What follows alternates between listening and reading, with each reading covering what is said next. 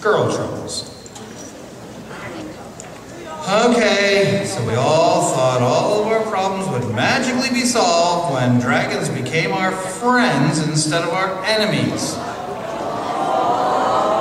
Turns out there was a different kind of dragon that stalked Burke. A dragon known as woman.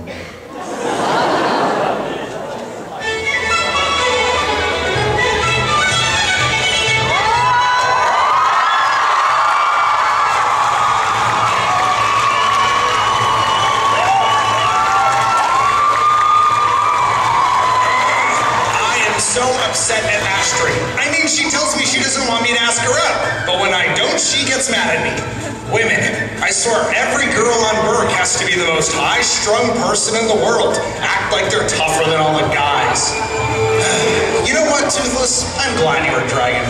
I don't have to worry about you running off with some other girl dragon